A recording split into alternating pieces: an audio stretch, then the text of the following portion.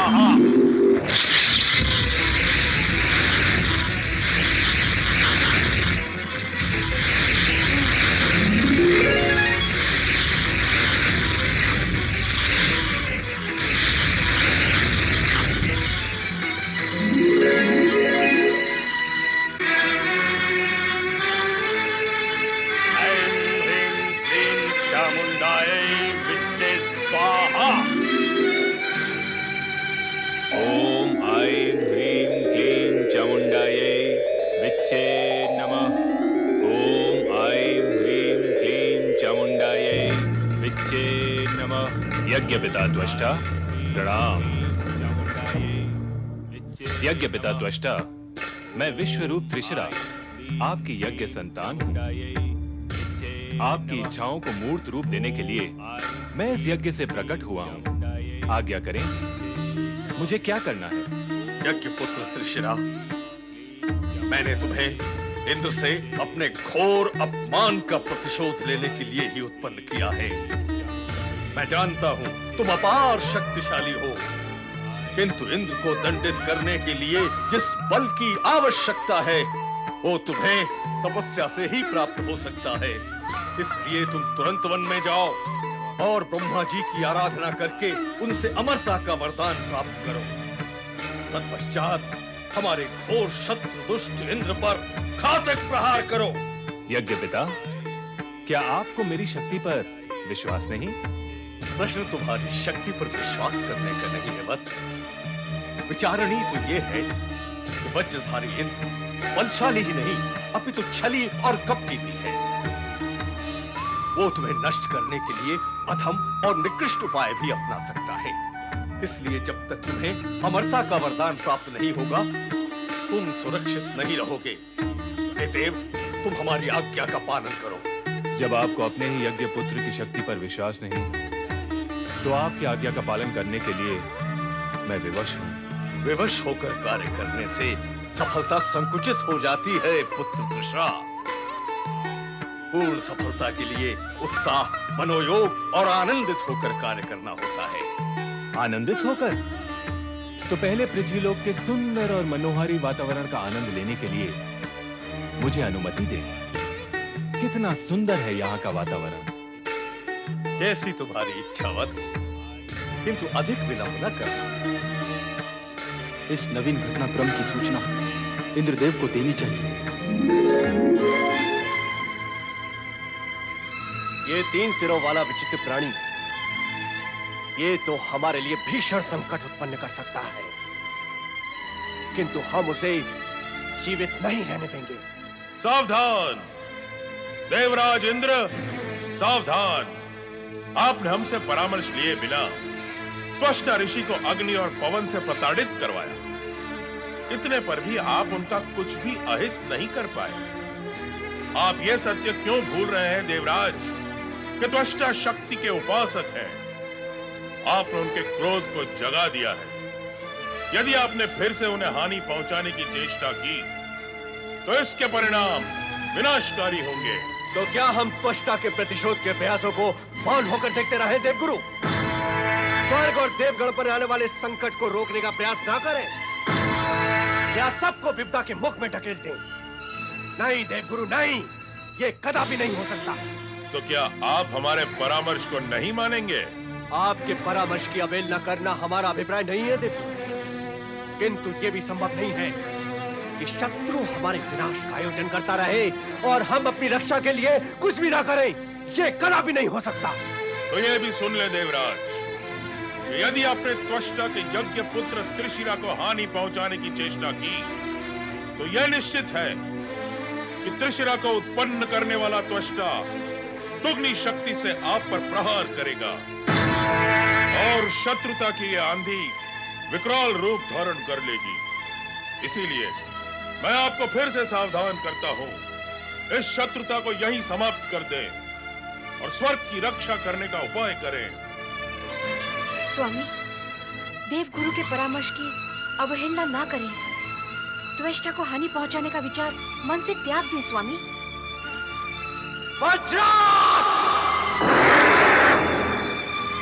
त्रिशिरा, त्रिशिरा, त्रिशिरा, मैं आ रहा हूं।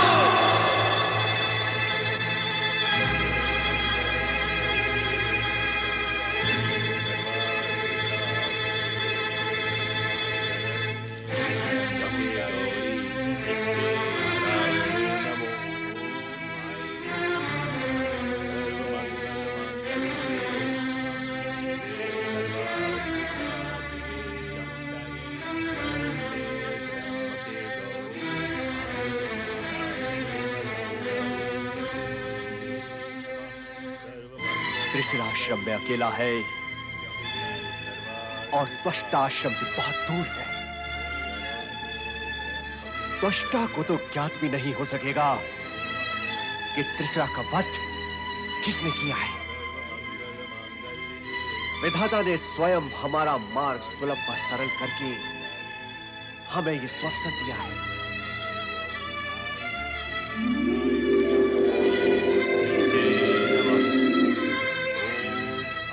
कौन हो तुम? यहाँ किस लिए आए हो? ये जानने की आवश्यकता नहीं है, केवल इतना समझ ले कि मैं तेरा काल हूं और तेरा वध करने आया हूं। पिता त्वष्टा!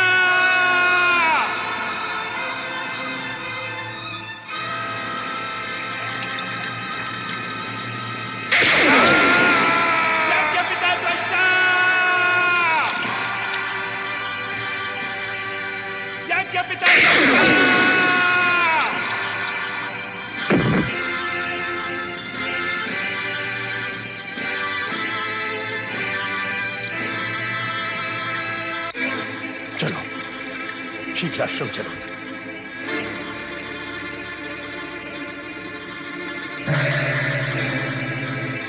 पुत्र त्रिशिरा, त्रिशिरा, त्रिशिरा, किसने किया ये जघन्य अपराध? कौन है वो दुष्टाधिक? ये दुष्कर्म अवश्य ही हमारे शत्रु इंद्र का है। कायर इंद्र, तूने कपट से हमारे यज्ञ पुत्र का वध किया है। तूने शक्ति उपासक त्वष्टा की सिद्धियों को चुनौती दी है। इसका दुष्परिणाम तुझे भुगतना होगा। हम तुझे और तेरे स्वर्गलोक को भस्म कर डालेंगे। शक्ति, हे परमाशक्ति, हे अनंत शक्ति, हे आदि शक्ति, मुझे शक्ति दे, सिद्धि दे, इतनी शक्ति दे जिससे मैं अपने शत्रु इंद्र को उसके अपराध का दंड दे सकूं। देवगुरु, स्वामी अभी तक लौटे नहीं। कहाँ होंगे वो? सब कुछ कुशल से तो है ना? कृपया बताएं देवगुरु, वो कैसे और कहाँ हैं?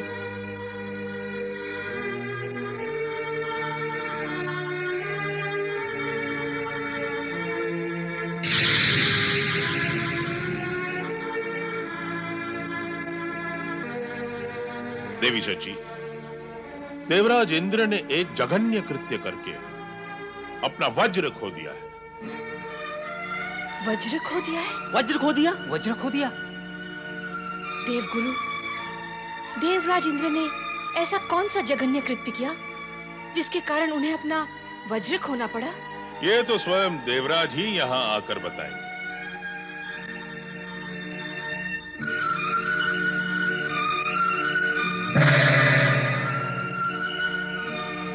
स्वामी, कहाँ गए थे आप? और वो कौन सा ऐसा जघन्य कृत्य कर डाला आपने जिसके कारण आपको अपने सर्वशक्तिशाली दिव्यास्त्र वज्र से वंचित होना पड़ा? वज्र के विषय में तुम कैसे जानती हो देवी? तुम्हें किसने बताया? देवगुरु बृहस्पति ने।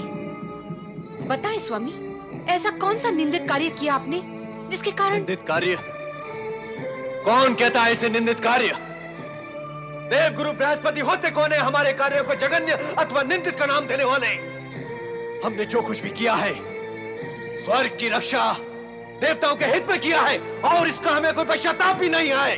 किंतु स्वामी। देवी, अब इस विषय में और चर्चा ना करें। समय आने पर स्थिति का ज्ञान तुम्हें स्वयं हो जाएगा। स्थिति का ज्ञान तो हो बस जाएगा। देवी बस, इस समय हम बहुत थके हुए हैं और हमें विश्राम की आवश्यकता है।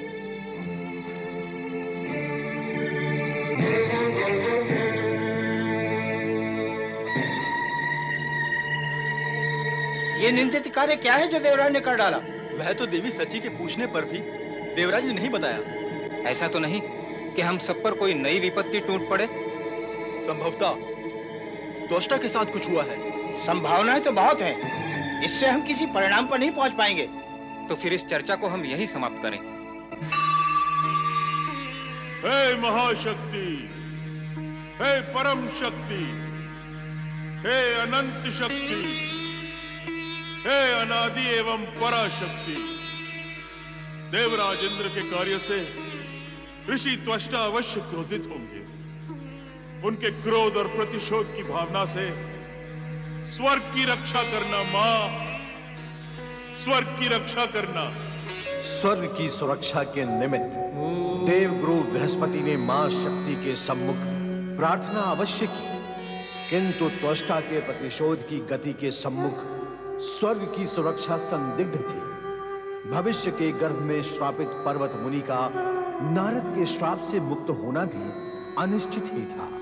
पर्वत मुनि स्वयं भी भविष्य के सत्य से अनभिज्ञ थे। नारद ने मुझे श्राप दिया है कि मैं अपनी गगनगामिनी विद्या से वंचित हो जाऊं और फिर कभी स्वर्गलोक जाकर अपने गुरुदेव बृहस्पति के दर्शन न कर सकूं। परंतु नारद का श्राप फलित होगा क्या? जो स्वयं अपनी दिव्य शक्ति खो चुका है, अब वो देवर्षि तो क्या, साधारण ऋषि भी नहीं रहा। मुझे हताश होकर श्राप के भय से गगन में उड़ने के प्रयास को त्यागना नहीं चाहिए।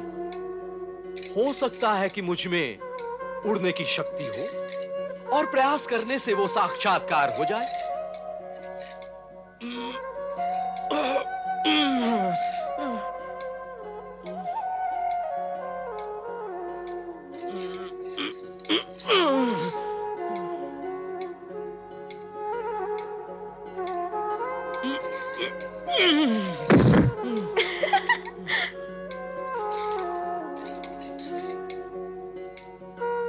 क्या कन्या मुझे देखकर हंस रही है? मेरे पुरुषत्व का परिहास कर रही है? मुझे वृक्ष पर चढ़कर उड़ने का प्रयास करना चाहिए, जिससे मैं उड़ सकूं।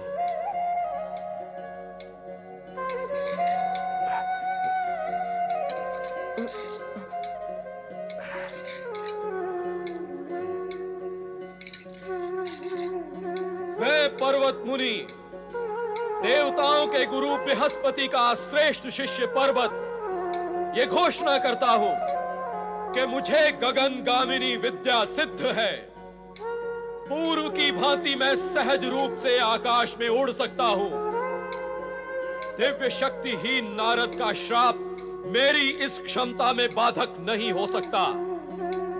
अब मैं उड़ूंगा, अवश्य उड़ूंगा, उड़कर ही रहूंगा।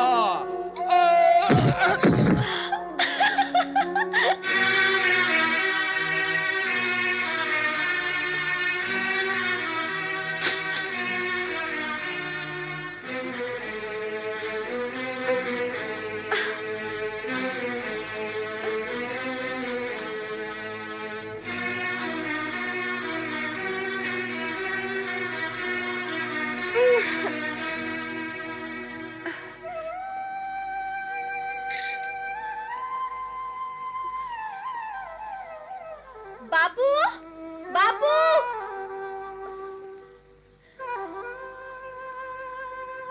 क्या हुआ पुत्री वन्या? क्या हुआ?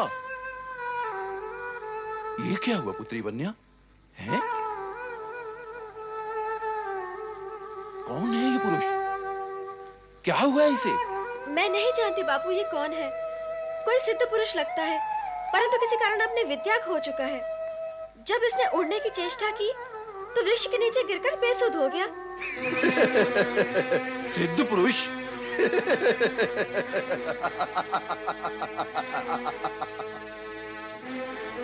सिद्ध पुरुष नहीं, मुझे तो कोई पागल लगता है। अरे पुत्री, बेसुध होता अथवा मर जाता, वाला ऐसे पागल को यहां लाने की क्या आवश्यकता थी?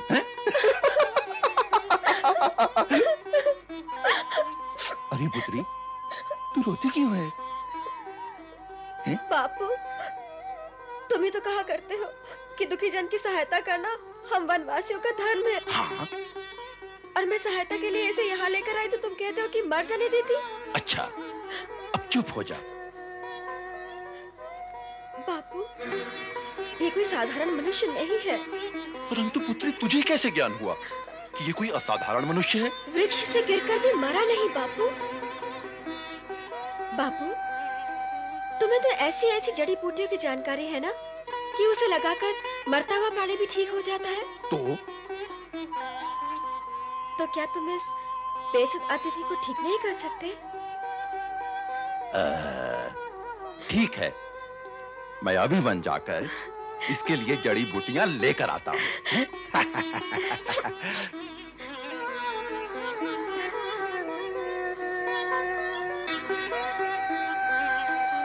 हे सिद्ध पुरुष, मैं तुम्हें मरने नहीं दूंगी, नहीं मरने दूंगी मैं तुम्हें। ओम नमः शिवाय।